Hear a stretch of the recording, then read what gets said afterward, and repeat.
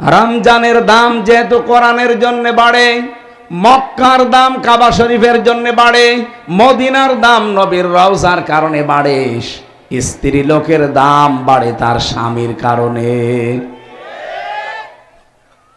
পৃথিবীর প্রতিটি জিনিসের দাম বাড়ার পেছনে কোনো কিছু খুঁটি লাগে, সাপোর্ট লাগে। মেয়েদের মর্যাদা বাড়ার জন্য কারণ তার স্বামী। আপনি কি জানেন যার স্বামী নেই ওই মহিলাটা কত অসহায়, কত এতিম?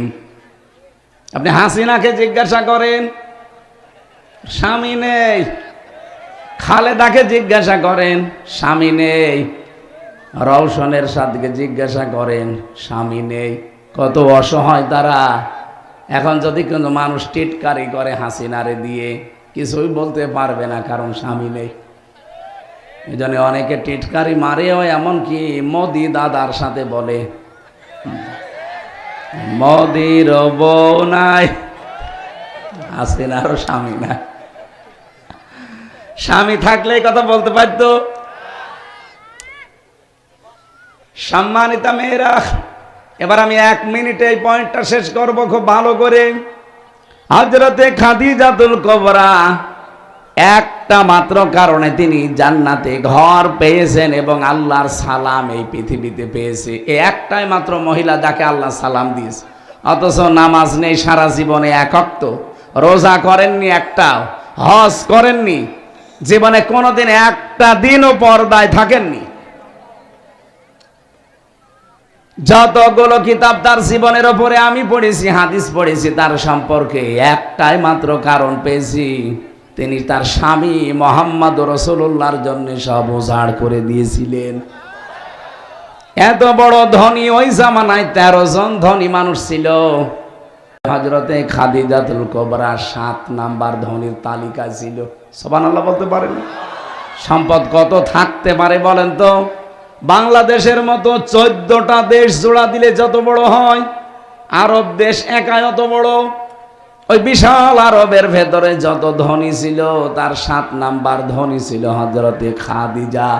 3 নাম্বার ধনী ছিল মুহাম্মদুর রাসূলুল্লাহর জামাই হযরতে উসমান গনি। এত বড় বড় ধনী মানুষগুলো ইসলামে এসেছে। নিজের স্ত্রী খাদিজা নবীজির জন্য শব্দ উজাড় করে দিয়েছে। এমনকি যা সম্পদ ছিল সব নবীকে দিয়ে বলছে, সব আপনি ইসলামের জন্য ব্যয় করবেন। আপনি এখান থেকে একটা কিছু নিতে পারেন না, আপনি আর কয় টাকার মালিক বলেন তো? খাদিজার তুলনায় আপনি তো কিছুই না। তাকে খাদিজাতুত তাহেরা বলা হয়, খাদিজাতুল কুবরা বলা হয়। ওই যে জাহিলিয়াতের যুগেও তিনি তার চরিত্রকে পবিত্র রেখেছিলেন। এরকম একজন মানের মহিলা যারে আল্লাহ নিজে আরশ থেকে সালাম পাঠায়, এই মহিলা তার স্বামীর জন্য সব উজাড় করে দিয়েছিলেন। বিয়ের পর দিন থেকে শুরু করে যতদিন বেঁচে ছিলেন, নবীজির সাথে মাত্র 15 বছর সংসার করেছিলেন। কত বছর বলেন? 15 বছরে তাকে 4টা মেয়ে 2টা ছেলে উপহার দিয়েছে। এই মেয়েটা হযরতে খাদিজাতুল কুবরার পেটে নবীজির 6টা সন্তান এসেছিল, 2টা ছেলে 4টা মেয়ে। 15 বছরের ভেতরে কোনো দিন তিনি স্বামী যতদিন দিনের কাজে, ইসলামের কাজে, মানবতার কাজে বাইরে থাকতো, একদিনের জন্য হযরতে খাদিজা বিছানার সাথে পিঠ লাগিয়ে ঘুমাননি। আপনারা যা ঘিরেছিলেন পরিপূর্ণ হয়ে গেছে দিনের বেলায়ও। রাতের বেলা হলে এটা আরো জাঁকজমক হতো, কারণ আমাদের এই ভারত, বাংলাদেশ, পাকিস্তান এই সমস্ত দেশে কোরআনের আলোচনাগুলো রাতের বেলায় বেশি হয়।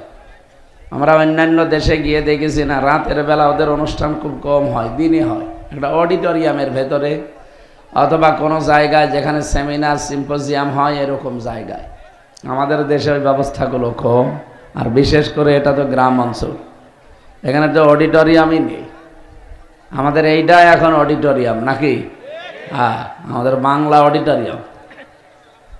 যারা এসেছেন সত্যি কোরআনে কারিমের কথা শোনার জন্যে, রমজান মাস এত গুরুত্বপূর্ণ। 6 মাস আগে যদি সাহাবীরা বলে আমার হায়াত বাড়িয়ে দিও, আমি যেন নেকির কাজ বেশি করতে পারি, এক মাস রোজা রাখার পরে আবার দোয়া করতেন, আল্লাহ যেটা পেলাম এই এক মাসে বাকি 6 মাস যেন আবার এইভাবেই চলতে পারি।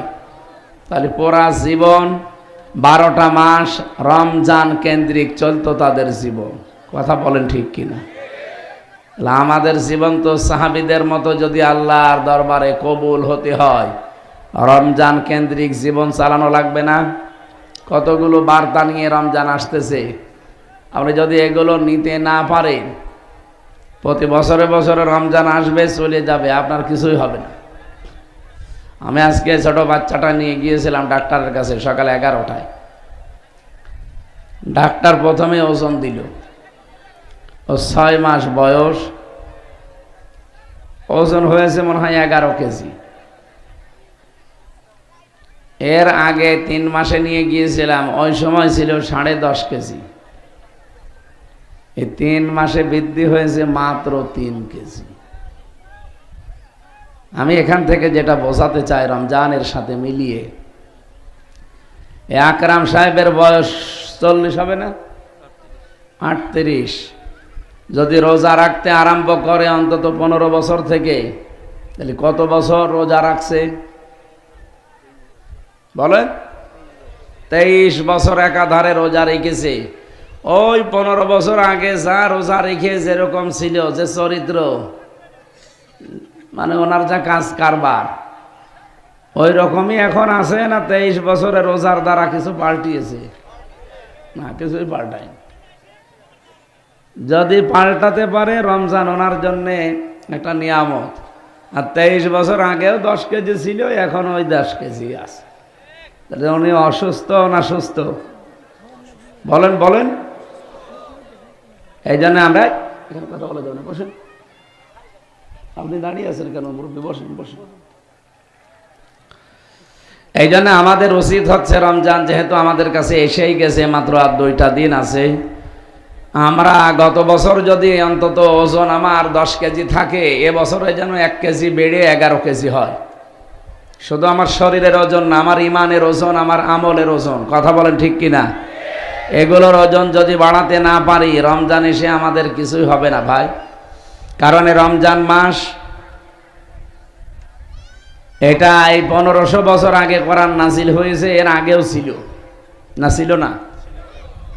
ইন্না ইদ্দাতাশ শুহুরি ইনদাল্লাহি 12 শাহরান ফি কিতাবিল্লাহ ইয়াওমা খালাকাস সামাওয়াতি ওয়াল আরদা মিনহা আরবাআতুন হুরুম। রব্বুল আলামিন সূরা তাওবার 36 নম্বর আয়াতের ভেতরে জানিয়েছেন, অবশ্যই আল্লাহর কাছে গণনার দিক থেকে মাসের সংখ্যা 12টা। তিনি যখন আসমান আর জমিন তৈরি করে তখন তার কিতাবে এটা লিখে দিয়েছেন। আপনি চিন্তা করেন, এই রমজানের বয়স তো 5 বছর 100 বছর না। যেই দিন আল্লাহ দুনিয়া বানিয়েছেন ওই দিন রমজান নামে একটা মাস আল্লাহ বানিয়েছেন। এই নামকরণ তখন থেকে, এটা কত হাজার হাজার বছর আগের পূর্বে, আপনি কল্পনা আনতে পারবেন না। সুতরাং রমজানের বয়স ওনার মতো 38 না, আমার মতো 33 না। রমজানের বয়স একেবারে দুনিয়া তৈরি হওয়ার পর থেকে। কিন্তু 1500 বছর আগে রমজানের এই মূল্য ছিল না, এখন যে মূল্য আমরা দিচ্ছি, কি মূল্য ছিল? এখন আপনি 70 বার সুবহানাল্লাহ বললে যে সওয়াব পাবেন, রমজান মাস আরম্ভ হয়ে গেলে মাত্র একবার বলবেন, ওই একই সওয়াব হবে। একবারে 70 বার। এখন 70 রাকাত নামাজ পড়ে যা সওয়াব পাবেন, রমজানে 1 রাকাত নামাজে তাই পাওয়া যাবে। এখন 70 টাকা দান করলে যে সওয়াব হবে, মাত্র রমজান আর 2 দিন পর, চাঁদ ওঠার পরে পরে যদি কেউ একটা মাসের ভেতরে 1 টাকাও দান করে 70 টাকা দানের সওয়াব পাবে। এত মর্যাদা, এত মূল্য শুধু একটাই কারণে, বিবাহে হাজারো বরযাত্রী আছে, আসলকে আরো জোরে বলেন। এত যে মর্যাদা মূল্য আপনাকে মেয়ের বাবা দেয় একটাই কারণ, কারণ আপনাদের সাথে জামাই আছে, বর আছে। জামাই না থেকে যদি 1000 না 100 মানুষও যায় মেয়ের বাড়িতে, পিটিয়ে ভর্তা বানিয়ে ফেলবে। ভান্ডামি করতে এসেছে। যদিও বরযাত্রীর এই সিস্টেমটা ইসলামে নেই, আর এটা আমি বাইরের দেশে পাইনি। মুসলিম দেশে যতগুলো দেশ ভ্রমণ করেছি, কোনো দেশে বরযাত্রীর সিস্টেম নেই, শুধু এই বাংলাদেশে আর ভারতে। এই দুইটা দেশের মানুষ যে কোথা থেকে ইসলাম পেয়েছে আল্লাহ ভালো জানে। ইসলামে আছে অলিমা। কি আছে? অলিমা বলেন তো ছেলের বাড়ি হয় না মেয়ের বাড়ি? হ্যাঁ, করেছেন আপনি? করেন। আপনারা বলে করবো কি, আমি নিজেও করিনি। আসলে সিস্টেম নেই তো করবো কি করে? ফ্যানটা ওদিকে সরিয়ে দেন, ওদিকে সরিয়ে দেন বললাম। ঠিক আছে। এখানে মেয়েরা বসে আছে, মেয়ের বাবারা বড় ভাইরাও এখানে আছে, এমনকি যারা বিয়ে করবে তারাও আছে। করে ফেলেছি যারা, তারা তো শেষ। তাদের না, এখনো যদি করতে ইচ্ছে হয় তা সামনে শ্বশুর বাড়ির 100-200 মানুষ নিয়ে এসে খাওয়িয়ে দেবে। কি আপনার তাও অন্তত আদায় হবে। এতদিন করিনি, ওইটা আমি ভুল ক্রমে এখন আদায় করে দিলাম। যেহেতু ইসলামে এটা নিয়ে আজকে থেকে তওবা করা লাগবে যে না, এখন থেকে কেউ বরযাত্রী দাওয়াত দিলেও আমি যাব না, কারণ বরযাত্রী যাওয়া জায়েজ নেই। এমনকি মেয়ের বাবার বাড়ি থেকে যদি এই জামাইয়ের বাড়ির লোকজন বিনা অনুমতিতে একটা, তার খুশি ছাড়া, আবার শোনেন, শুধু অনুমতি না, তার খুশি ছাড়া যদি একটা পানও খায়, ওইটাও হারাম। আমরা দেশে পান না, টুটি পর্যন্ত খায়। আবার যাওয়ার সময় বলে কে রান্না করেছে, 10 পিস গোশত পেয়েছিলাম, দাঁতের ফাঁকাও বন্ধ হয়নি। তোর যে দাঁতের ফাঁকা, তো 10 পিসে বন্ধ হবে না, 14 পিস লাগবে। মেয়েদের যে সম্মান ইসলাম দিয়েছে তার ভেতর অন্যতম এটা। আমাদের দেশে শুধু ইসলাম নেই, এই জন্য আজ মেয়েরা নিগৃহীত, অপমানিত, অপদস্থ। আল্লাহর কসম, ইসলাম যদি দেশে এসে যায়, সবচাইতে বেশি সম্মানে আর নিরাপদে থাকবে মেয়েরা। আমরা এটা সামনে দেখতে চাই ইনশাআল্লাহ। মেয়েকে বিয়ে করতে হলে আরো মেয়ের বাবাকে আপনাকে টাকা দিয়ে রাজি করানো লাগবে। মেয়ে লোককে আল্লাহ এভাবে বানিয়েছে। হযরতে আদম আলাইহিস সালাম জান্নাতের ভেতরে সর্বপ্রথম যেদিন হাওয়াকে দেখেছিলেন, ওই দিনই তাকিয়েছেন এবং ধরতে গেছেন।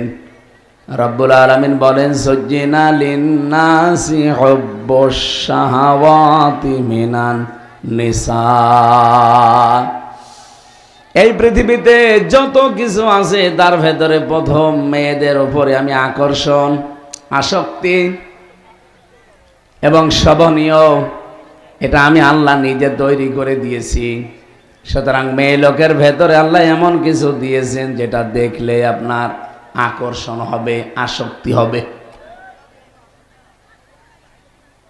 ওরা যদি সত্যি ওদের মর্যাদা বুঝতো, আর এই দেশে যদি ইসলাম থাকতো, বাংলাদেশে আমরা পুরুষ যারা আছি, আল্লাহর কসম ওদের বাবাদের টাকা দিয়ে রাজি করিয়ে বিয়ে করা লাগতো।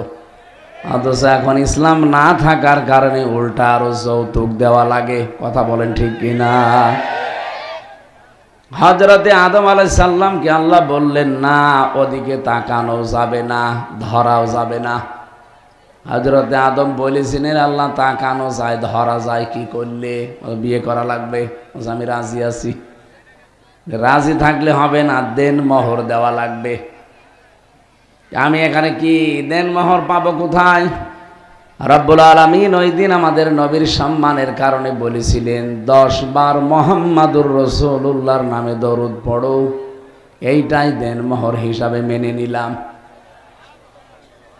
আমার এইটা বলা উদ্দেশ্য না, উদ্দেশ্য আছে মেয়েদের দাম কোথায় আপনি চিন্তা করেছেন?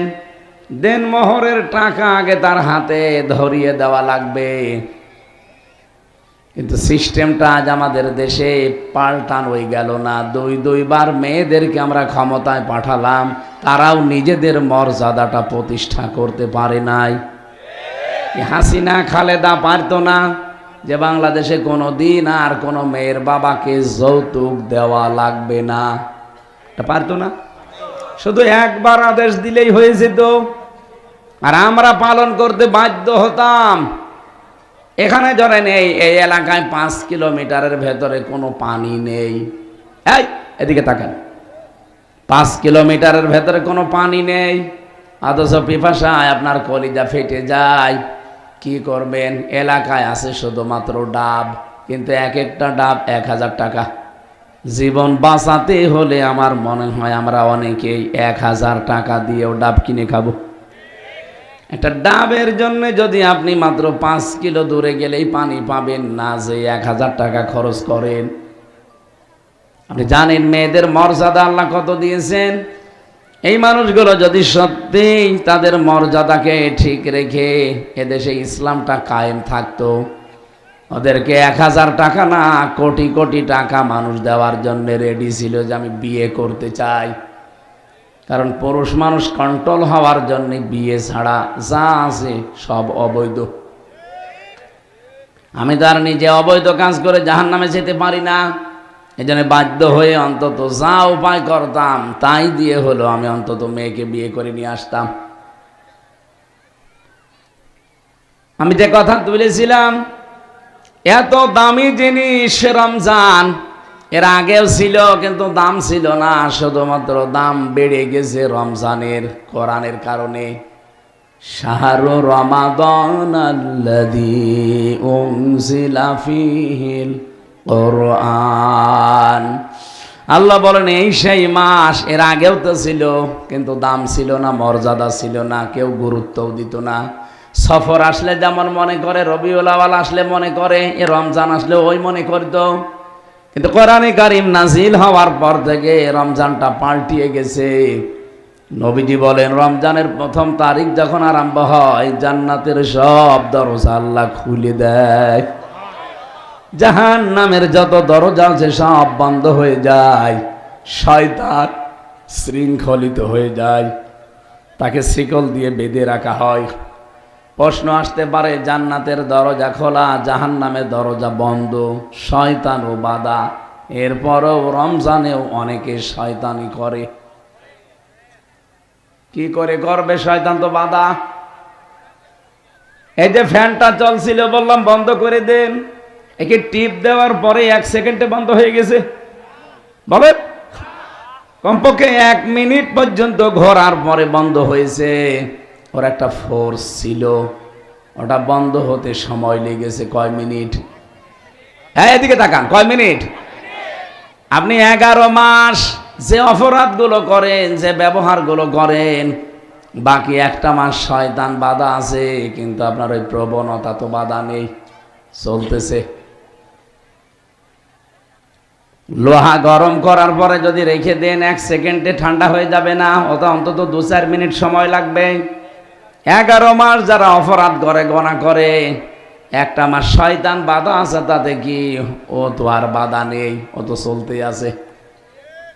11 মাস এভাবে চলতে চলতে 1 মাস পার হয়ে যায়, শয়তান আবার ছাড়া পেয়ে যায়, ওরে আবার শয়তান দখল করে। এই জন্য আমাদের অপরাধ বন্ধ হয় না। তার মানে শয়তান বাধা থাকার পরেও রমজানেও যদি কেউ শয়তানি কোনো কাজ করে, বুঝতে হবে ও নিজেই শয়তান হয়ে গেছে। শয়তান কাজ করে কে কে? 1 নম্বরে শয়তানের কাজ হচ্ছে ইন্নাল মুবাদ্দিরিনা কানু ইখওয়ানাশ শায়াতিন। এ পৃথিবীতে যারা অপচয় করে এরা কিন্তু শয়তানের ভাই। এরা কি? আরো জোরে বলেন। কোরআন শরীফের ভেতরে এমন কোন অপরাধের কথা আমি পাইনি যে অপরাধ করলে আল্লাহ বলেছেন তুই শয়তানের ভাই, নেই। শুধু একটাই, আপনি মানুষ খুন করবেন, জেনা করবেন, চুরি করবেন, ডাকাতি করবেন, ছিনতাই করবেন, জমি জায়গা আত্মসাৎ করবেন, আপনাকে শয়তানের ভাই বলা হয়নি। শুধু একটা অপরাধ, যারা অপচয় করে, এরা কি? বলেন বলেন। এ অপচয় বলতে পৃথিবীর প্রতিটি জিনিসের সময়ের অপচয় হতে পারে, মেধার অপচয় হতে পারে, আপনার সম্পদের অপচয় হতে পারে, আপনার বুদ্ধির অপচয় হতে পারে, আপনার ক্ষমতার অপচয় হতে পারে। আমি এলাকায় প্রভাব প্রতিপত্তি খাটিয়ে অপচয় করতে পারেন। অপচয় মানেই শুধুমাত্র টাকা পয়সার অপচয় না। এই যে মোবাইলে এমন এমন দৃশ্য মানুষগুলো দেখে, যেগুলো দেখে নিজেকে কন্ট্রোলের বাইরে নিয়ে যায়, তখন এমন কবিরা গোনায় লিপ্ত হয় যেটা শয়তানও ভাবতে পারে না। এটা অপচয়। এক কথা বলছেন না কেন? এই যে রমজান আসতেছে, রমজান আসে মানুষদেরকে কয়েকটা জিনিস শেখাতে, তার ভেতরে এক নাম্বার লাআল্লাকুম তাত্তাকুন, আমরা যেন তাকওয়া অবলম্বন করতে পারি, খোদা ভীতি অর্জন করতে পারি। সেই দিকে আমাদের খেয়াল নেই। আমাদের খেয়াল কার কতগুলো শাড়ি আর 3 পিস বৃদ্ধি করা যায়।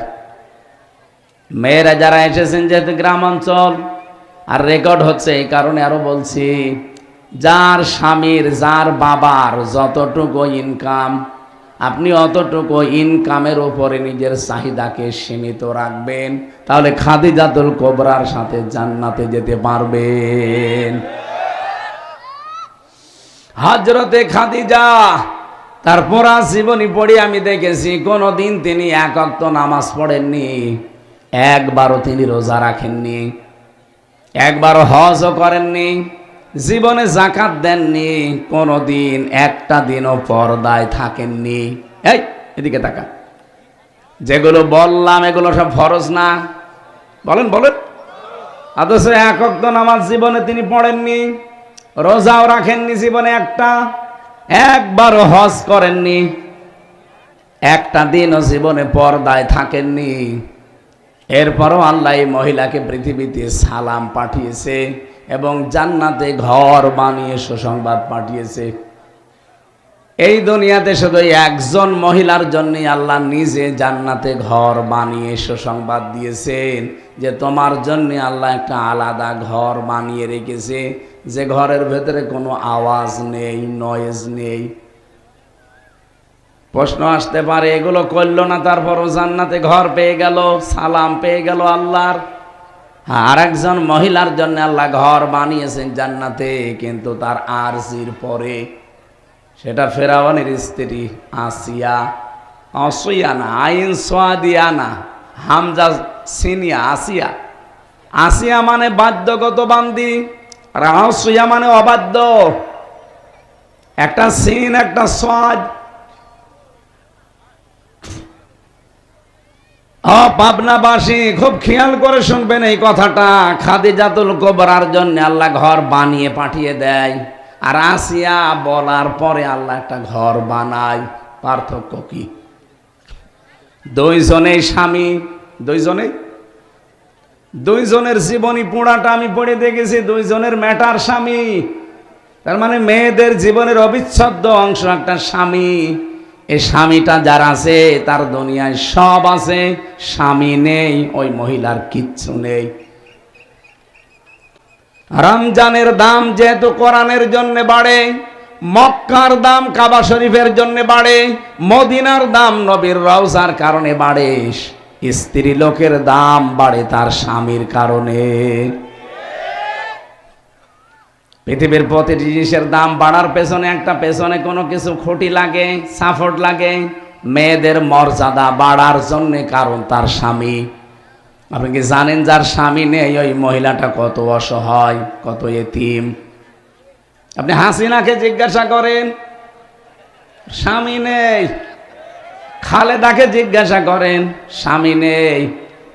রওশনের সাথে জিজ্ঞাসা করেন, স্বামী নেই। কত অসহায় তারা। এখন যদি কোনো মানুষ টিটকারি করে হাসিনারে দিয়ে, কিছুই বলতে পারবে না, কারণ স্বামী নেই। এই জন্য অনেকে টিটকারি মারেও, এমনকি মোদি দাদার সাথে বলে, মোদির বউ নাই, হাসিনারও স্বামী নাই। স্বামী থাকলে কথা বলতে পারতো। সম্মানিতা মেয়েরা, এবার আমি 1 মিনিটে এই পয়েন্টটা শেষ করব খুব ভালো করে।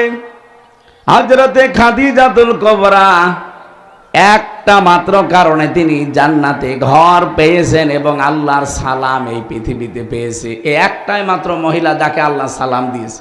অথচ নামাজ নেই সারা জীবনে এক ওয়াক্ত, রোজা করেননি একটাও, হজ করেননি, জীবনে কোনোদিন একটা দিনও পর্দায় থাকেননি। যতগুলো কিতাব তার জীবনের ওপরে আমি পড়েছি, হাদিস পড়েছি, তার সম্পর্কে একটাই মাত্র কারণ পেয়েছি, তিনি তার স্বামী মুহাম্মদ রাসূলুল্লাহর জন্য সব উজাড় করে দিয়েছিলেন। এত বড় ধনী, ওই জামানায় 13 জন ধনী মানুষ ছিল। হযরতে খাদিজাতুল কুবরা 7 নাম্বার ধনীর তালিকা ছিল। সুবহানাল্লাহ বলতে পারেন? সম্পদ কত থাকতে পারে বলেন তো? বাংলাদেশের মতো 14টা দেশ জোড়া দিলে যত বড় হয়, আরব দেশ একাই অত বড়। ওই বিশাল আরবের ভেতরে যত ধনী ছিল, তার 7 নাম্বার ধনী ছিল হযরতে খাদিজা, 3 নাম্বার ধনী ছিল মুহাম্মদুর রাসূলুল্লাহর জামাই হযরতে উসমান গনি। এত বড় বড় ধনী মানুষগুলো ইসলামে এসেছে। নিজের স্ত্রী খাদিজা নবীজির জন্য শব্দ উজাড় করে দিয়েছে। এমনকি যা সম্পদ ছিল সব নবীকে দিয়ে বলছে, সব আপনি ইসলামের জন্য ব্যয় করবেন। আপনি এখান থেকে একটা কিছু নিতে পারেন না, আপনি আর কয় টাকার মালিক বলেন তো? খাদিজার তুলনায় আপনি তো কিছুই না। তাকে খাদিজা তো তাহেরা বলা হয়, খাদিজাতুল কুবরা বলা হয়। ওই যে জাহিলিয়াতের যুগেও তিনি তার চরিত্রকে পবিত্র রেখেছিলেন। এরকম একজন মানের মহিলা যারে আল্লাহ নিজে আরশ থেকে সালাম পাঠায়, এই মহিলা তার স্বামীর জন্য সব উজাড় করে দিয়েছিলেন। বিয়ের পর দিন থেকে শুরু করে যতদিন বেঁচে ছিলেন, নবীজির সাথে মাত্র 15 বছর সংসার করেছিলেন। কত বছর বলেন? 15 বছরে তাকে 4টা মেয়ে 2টা ছেলে উপহার দিয়েছে। এই মেয়েটা হযরতে খাদিজাতুল কুবরার পেটে নবীজির 6টা সন্তান এসেছিল, 2টা ছেলে 4টা মেয়ে। 15 বছরের ভেতরে কোনো দিন তিনি স্বামী যতদিন দিনের কাজে, ইসলামের কাজে, মানবতার কাজে বাইরে থাকতো, একদিনের জন্য হযরতে খাদিজা বিছানার সাথে পিঠ লাগিয়ে ঘুমাননি। যখন স্বামী আসতেন একবার ডাক দিতেন, দরজা খুলে যেত। নবীজি বলেন, খাদিজা তুমি কি ঘুমাও না? হযরতে খাদিজা বলেছিলেন, রাসূল বিয়ের পর দিন থেকে আমার অভ্যাস হয়ে গেছে, আপনি বাইরে থাকেন দিনের কাজে, ইসলামের কাজে, মানবতার সেবায়। এই যে একজন নিজের সংসারে যতটুকু সময় ব্যয় করে, চাকরির জন্য যা করে, বাকি সময়টা সবই দিচ্ছে মানুষের জন্য। যতটুকু আছে, বাংলাদেশের সবাই যদি এই মন নিয়ে এগিয়ে আসতে পারতাম, আমার মনে হয় এই দেশে মানবতা এভাবে বিপন্ন হতো না। কথা বলেন না কেন? আমি তার সব কিছু ওনার সম্পর্কে জানি না, যতটুকু দেখেছি সবাই তার নিজ নিজ জায়গা থেকে যদি এগিয়ে আসতে পারতাম। আমি আর কয় টাকার মালিক হয়েছি বলেন? 3টা বছর জালেমরা আমার জেলখানায় রেখে আমার বাবা এবং আমাকে পঙ্গু করে দিয়েছে, বিশেষ করে শারীরিক, মানসিক এবং অর্থনৈতিকভাবে একেবারে পাগল করে দিয়েছে। ধরেই বলতো যে টাকা দেন, 10 লাখ টাকা যদি কালকের ভেতরে না দেন 50টা মামলা দেব। এই যে পুলিশ, এই পুলিশ না, পেছনে পুলিশ আছেন।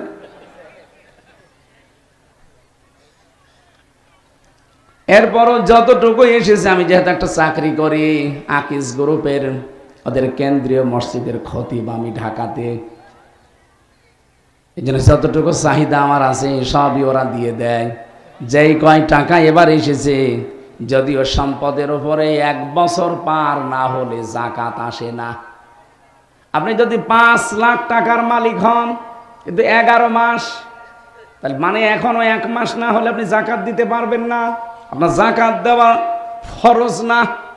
একটা সম্পদের উপরে কতদিন পার হওয়া লাগবে বলেন? 1 বছর। তা আমি জেল থেকে বের হওয়ার পর থেকে আমার ওই চাকরি এবং একটা ব্যবসা আছে, ওই ব্যবসার আপনাদের এই টাকা দিয়ে যেই কয় টাকার মালিক আমি হয়েছি, 1 বছর কিন্তু এখনো পার হয়নি, কারণ এর আগের টাকা তো সবই সরকার নিয়ে নিয়েছে। তারপরও হিসাব করে এবার দেখেছি এই রমজানের প্রথম দিন থেকে অন্তত প্রতিটি বাড়িতে বাড়িতে 2000 টাকার করে খাবার আমি একেবারে লাইন করে করে দিয়ে আসব। বাংলাদেশের প্রতিটি মানুষ যেরকম মন তৈরি করতে পারতো, এই দেশে অভাবী মানুষ থাকতো না। হযরতে খাদিজা এইটাই বলেছিলেন, স্বামী আমার আপনি বাইরে আছেন দিনের কাজে, মানবতার কাজে, ইসলামের কাজে, আর আমি আরামে ঘুমিয়ে থাকবো, আমার ঘুম আসতে চাই না। এই জন্য যতক্ষণ আপনি না আসেন, ঘুম যদি লেগেও যায়, আমি দরজার সাথে পিঠ দিয়ে হেলান দিয়ে ঘুমাই। এই কাজটাতে আল্লাহ এত বেশি খুশি হয়েছিলেন, স্বামীর এই অপেক্ষায় থাকাকে আল্লাহ নিজে তাকে সালাম পাঠিয়েছেন। সত্যি করে বলেন তো, এখানে যারা আমরা স্বামী আছি, একটা দিনের জন্যে চাকরি জীবন হোক, ব্যবসায়িক জীবন হোক, কর্মজীবন হোক, বাইরের কাজকর্ম ছেড়ে রাত 11টা 12টায় বাড়ি গেলে কোনোদিন দরজার সাথে হেলান দিয়ে স্ত্রীকে দেখেছেন? মরণের ঘুম ঘুমায়। 14 বার ডেকে ওঠাতে পারি না। আমারটাও এরকম না, আমি আগে 2-3 কিলো দূর থেকে কল দেই যে আমি আর বেশি দূরে নেই, আর মাত্র 5 মিনিট। তারপরও 2-3 বার কল দেওয়া লাগে। খাদিজাকে আল্লাহ সালাম পাঠিয়েছে, আমাদের মা বোনদেরকে মনে হয় মাঝে মাঝে আল্লাহ সালাম পাঠায়। বলেন তো, তার 15 বছরের জীবনে একদিনও স্বামী ছাড়া তিনি বিছানায় পেট লাগালেন না, এত ভালোবাসতেন স্বামীকে।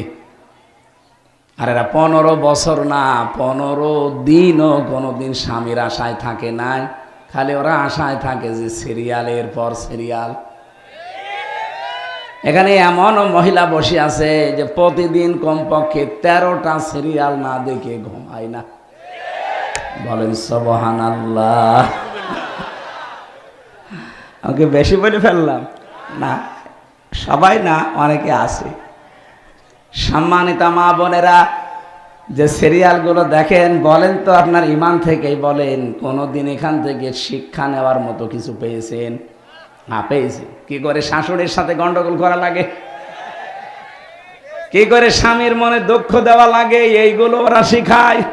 আর এটা আমি না, ওই দেশের মমতা ব্যানার্জি, এই যে পশ্চিমবঙ্গের প্রধানমন্ত্রী, যিনি মুখ্যমন্ত্রী, উনি এই কথা জানিয়েছে যে ভারতের এই সিরিয়ালগুলোতে, বিশেষ করে জি বাংলা, জি সিনেমায় কোনো শিক্ষা নেই, শুধু ঘর ভাঙার শিক্ষা আর স্বামী স্ত্রীর গন্ডগোলের শিক্ষা। একজন হিন্দু মেয়ে লোক হয়ে যদি এটা বলতে পারে, আপনি মুসলমান বোঝেন না? এই উগ্রপন্থী হিন্দুদের এটা একটা সূক্ষ্ম ষড়যন্ত্র। এর দ্বারা হাজারো পরিবারে পর্দা তো নষ্ট হচ্ছে, স্বামী স্ত্রীর ভেতরে আমার মনে হয় পরিবারটা জাহান্নাম বানিয়ে ফেলেছে। হ্যাঁ, গ্রাম অঞ্চলে হয়তো এগুলো নেই। হ্যাঁ, এলাকায় তো কারেন্টই নেই, আছে। অন্তত রমজান আসতেছে সামনে, আজকে তওবা করে যান যে রমজান সামনে আসতেছে। আমি তওবা করলাম আজকে থেকে অন্তত 1 মাস আমি আর এই 13টা সিরিয়ালের একটাও দেখব না। কারা রাজি আছেন হাত তোলেন তো। এই আপনারা না, আপনারা দেখেন না, আমি জানি ওরা। আপনারা দেখবেন কখন? অনেক সময় আছে মাঠে খাটতে খাটতে জীবন বেরিয়ে যাচ্ছে, আপনি দেখবেন কখন? দেখে যারা, ওরা একটাও হাত তোলেনি, তার মানে ওরা 1 মাসও বন্ধ করবে না।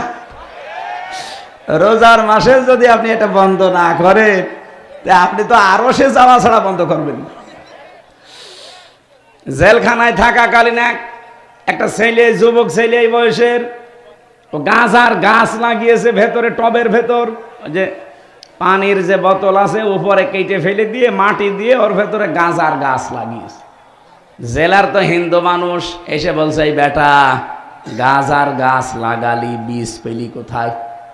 বলছে, স্যার আমি বাইরে গিয়েছিলাম ওই যে আদালতে হাজিরা দিতে, ওখানে তো আমার হিতাকাঙ্ক্ষীরা আছে, আসার সময় কয়টা টোপলা দিয়েছিল, তো সবগুলো তো আনতে পারি নাই, একটাই মুখের ভেতরে নিয়েছিলাম, গাজার বীজের পোটলা। জেলখানায় ঢোকাতেই কিন্তু পরীক্ষা করে মেশিন দিয়ে, বের করার সময়ও পরীক্ষা করে। ঢোকানোর সময় যে মেশিনে তুলে দিয়েছে স্ক্যান করার জন্য ধরা পড়েনি, কারণ এমন জায়গায় নিয়েছিলাম ওঠেনি।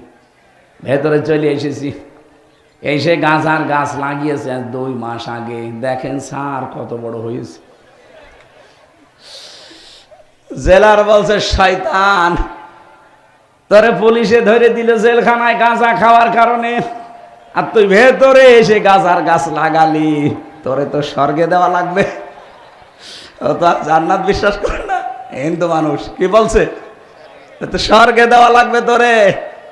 বলেন তো রমজান মাসে ওরা যদি বলে যে না সিরিয়াল বাদ দেব না, দরকার একবেলা খাবার কম খাবো, তো ওদের মনে হয় জান্নাতে দিলেও, ওর জান্নাতেও যে আল্লাহকে বলবে আল্লাহ সে সিরিয়াল না। এটা বন্ধ করা লাগবে। মা বোনেরা, আপনাদেরকে আমি অনেক ভালোবাসি, এটা বন্ধ করা লাগবে। কোথায় ছিলেন আপনারা জানেন? জন্ম নিলে আপনাদেরকে আষাঢ় দিয়ে মেরে ফেলতো তার মা আর বাপ দুইজন মিলে, জীবিত মেয়েকে মাঠের ভেতরে নিয়ে পুঁতে রেখত। এই ছিল আপনাদের মর্যাদা। ওই অবস্থায় যদি এখনো চলতো, দুনিয়ায় আপনি আসতে পারতেন না। কোথা থেকে কোথায় নিয়ে এসে দিয়েছে নবীজি আপনাদের সম্মান। বিশ্ব নবী বলেন, কারো যদি একটা মেয়ে হয় তার একটা জান্নাত, 2টা মেয়ে হয় 2টা জান্নাত, 3টা মেয়ে হয় 3টা জান্নাত। শুধু না, 3টা মেয়ে যদি হয় সে আমার সাথে জান্নাতে থাকবে। কিন্তু মেয়ে যাদের আছে কাজ করা লাগবে 3টা। 1 নম্বরে তার পেছনে আপনি সাধ্য মতো খরচ করবেন তাকে মানুষ করার জন্যে। 2 নম্বরে তাকে দ্বীনের শিক্ষা দেবেন। দুনিয়াবি শিক্ষা যদি দেন, ও দ্বীনের শিক্ষাটা দেওয়া লাগবে। 3 নম্বরে সৎ পাত্র দেখে পাত্রস্থ করবেন। এই 3টা দায়িত্ব যদি কোনো বাবা, মার, বড় ভাই এরা পালন করতে পারে, নবীজি বলেন জান্নাতে আমার সাথে এভাবে পাশাপাশি থাকবে। কোথায় নিয়ে এসেছে আপনি টের পাচ্ছেন? এমন কোন হাদিস আমি পড়িনি যে 3টা ছেলে হলে 3টা জান্নাত না, নেই। অথচ অনেক মানুষ এখানে বাবা আমরা বসে আছি, মেয়ে হলেই কেমন যেন মন খারাপ হয়ে যায়। কি আমার পরপর 3টা মেয়ে, আমার মন খারাপ হয়নি, কিন্তু আশা ছিল যে অন্তত বংশে একটা বাতি দেওয়া কিছু দরকার। ম্যাডাম আমরা বলছে বাতি দেওয়ার কিছু দরকার, মানে দরকার হয় 24 ঘন্টা হারিকেন চালিয়ে রাখবে। আমরা তো বাতি লাগবে বংশের।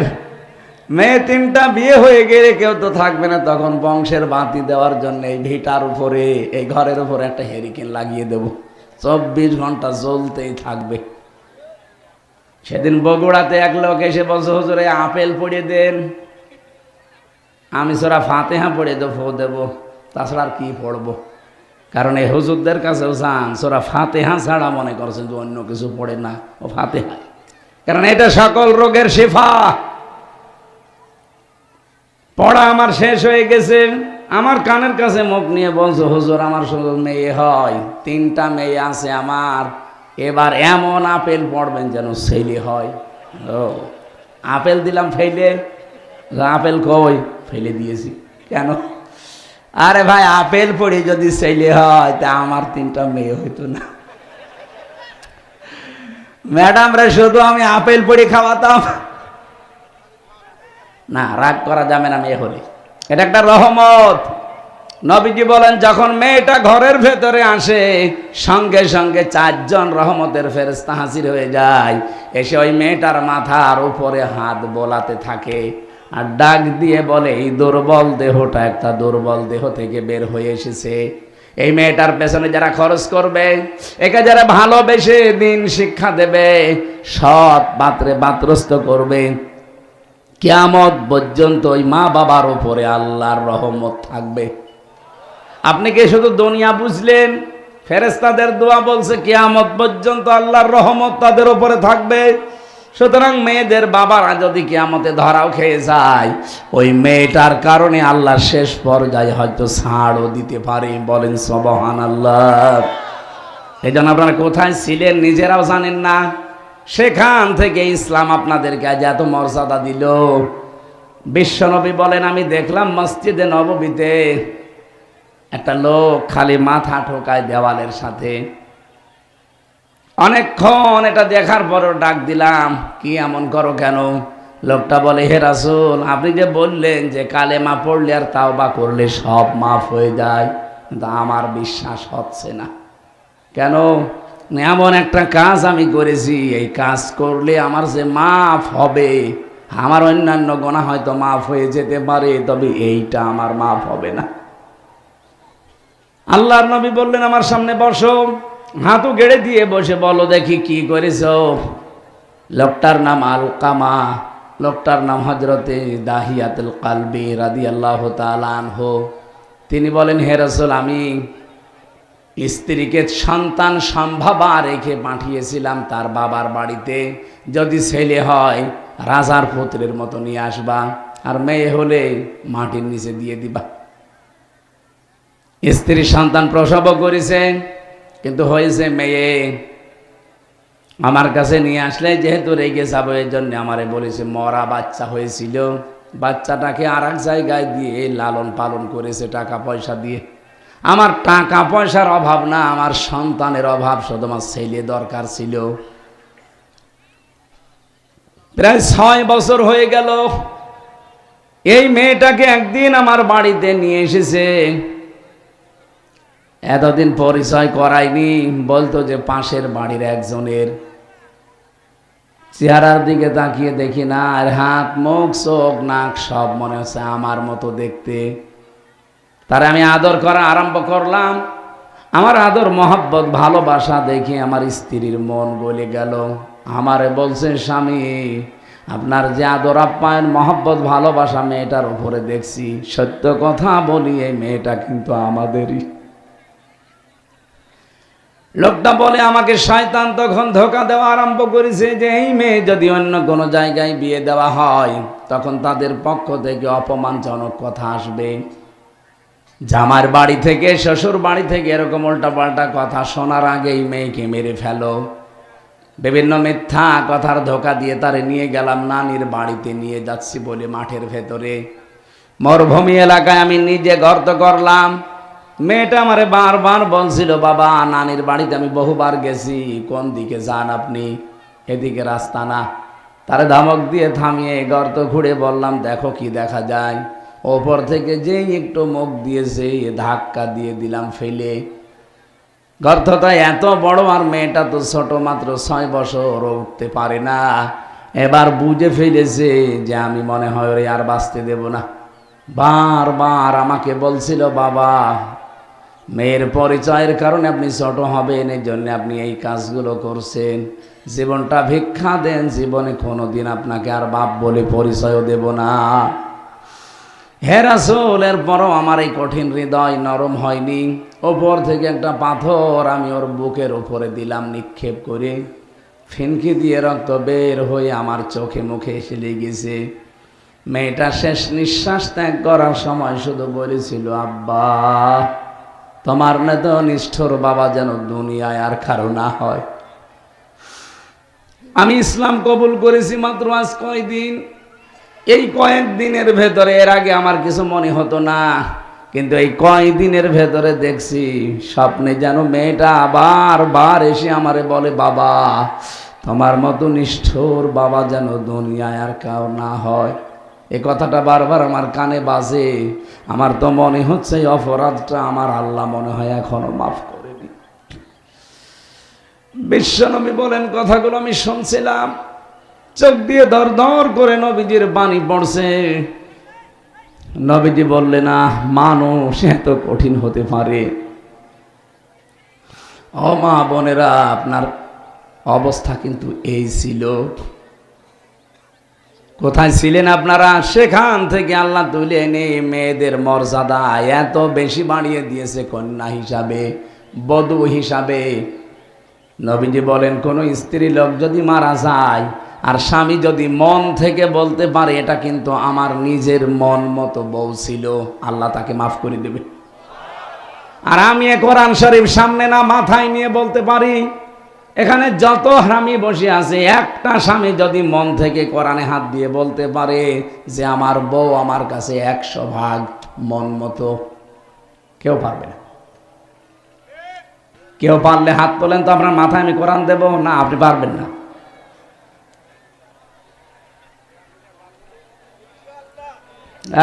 আমি হাঁসের খোরাকি দেইনি। বলেন তো এখানে বিবাহিত কত হাজার হাজার মানুষ আমরা বসে আছি, মাত্র একজন মানুষ বলছে যে আমার বউ আমার মন মতো। তার মানে আমরা কি স্বামী না? মা বোনেরা কি করছেন আপনারা ভাবেন? শুধু নামাজ পড়ে রোজা রেখে কালো বোরকা পরে জীবনও জান্নাত যেতে পারবেন না। স্বামীর মনে দুঃখ দেওয়া আর আরশের গায়ে ধাক্কা দেওয়া একই কথা। এখানে হাজারো স্বামী বসে আছে, আমি জানি এরা মানসিক রোগী, একটাই মাত্র কারণ তার বউ। কোরআনে কারীম জানিয়েছে অমিন আয়াতিহি আন খালাকালাকুম মিন আনফুসিকুম আজওয়াজান লিতাসকুনু ইলাইহা ওয়া জাআলা বাইনাকুম মাওয়াদ্দাতাও ওয়া রাহমা। আমার যত সৃষ্টি আছে এর ভেতরে অন্যতম সৃষ্টি হচ্ছে আমি তোমাদের থেকে তোমাদের জোড়া তৈরি করি। স্বামীর থেকে তার স্ত্রীকে আমি আল্লাহ বানিয়েছি। আমি চাই যে দুইজনের কাছে আসে শান্তি পাবে, অথচ আমাদের পরিবারটা হয়ে গেছে শান্তির পরিবারে অশান্তির গর্ত। কেউ আমরা শান্তিতে নেই। এই জন্য আশা করছি আজকে থেকে ওয়াজটা মেনে চলবেন।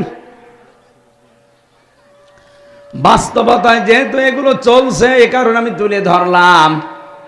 স্ত্রীর পরে আছে বোন। বোনের মর্যাদা কত বেশি দিয়েছে ইসলাম।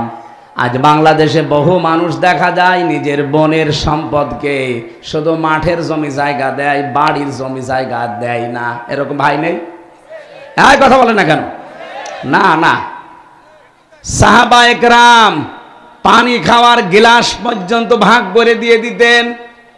যে হাঁড়িতে রান্না বান্না হয়, যে কড়াইতে রান্না করে, ওইটাও ভাগ করে অদা অদি করে দিয়ে দিতেন। আর আপনি খালি মাঠের জমি দিয়ে দেন বোনকে, বাড়ির জমি দিতে চান না কেন? তাকে কি তার বাবা জন্ম দেয়নি? আপনি যদি মোজাম্মেল হকের জমি জায়গা মেরে দেন, আপনার একটা গোনা হবে। আর যদি বোনের জমি কেউ মেরে খান, আপনার ডবল গোনা হবে। একটা জুলুম আর একটা শরিক ফাঁকি দেওয়া। এজন্য শুধু মাঠের টানা, শুধু দোকান না, বাড়ির ভেটার জমি হিসাব করে হয় টাকা দেবেন না জমি দেবেন। কথা বলেন না কেন? এই শরিক যারা ফাঁকি দিচ্ছেন, আপনার নামাজ কবুল হচ্ছে না। সামনে রোজা রাখবেন, রোজা একটাও কবুল হবে না। এই জন্য আজকে থেকে সিদ্ধান্ত পাল্টান। কার জন্য আপনি রেখে যাচ্ছেন? আমি মনে করেন আমার 3টা মেয়ে, আমার স্ত্রী, এদের জন্য আমি সব রেখে গেলাম। আমার বোনের জমি যদি ফাঁকি দিয়ে বললাম যা, তজনে দোয়া করে দিলাম কি? হ্যাঁ, আমার বোনটা যা জীবনও আমার কিছু বলবেও না। আমি যাদের জন্য করলাম, এরা কি আমার আপন? হ্যাঁ, কথা বলে না কেন? বানের জমি, ভাইয়ের জমি ফাঁকি দিয়ে একটা গোনা হয়েছে না হয়নি? আরো জোরে বলেন। এই গোনাটা আমার বউ নেবে, আমার মেয়ে নেবে না, কেউ নেবে না। এই জন্য কারো সুখের জন্য নিজের আখেরাত নষ্ট করবেন না।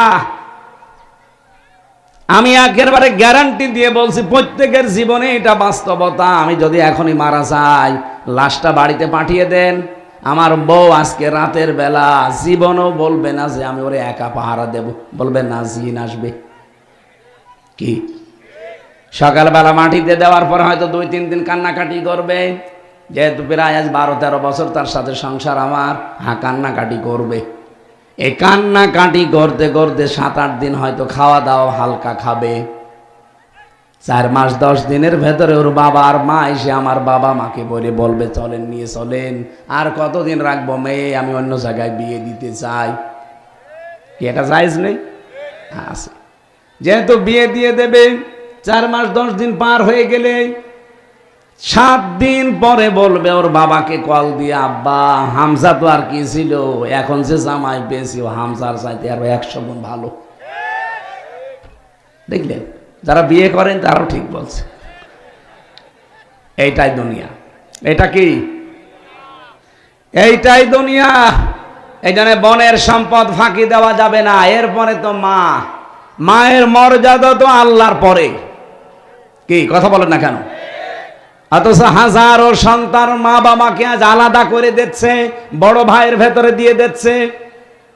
হাজার হাজার সন্তান মানসিক রোগী এই কারণে শুধু নিজের মা বাবাকে সাথে রাখতে পারে না। এই জন্যে আমি তো কোনো দিন চাই না, আমি যত স্বামীর মন দেখেছি এদের মনের কথা এই, কোনো স্বামী চাই না যে আমার মা বাবা আলাদা হয়ে যাক।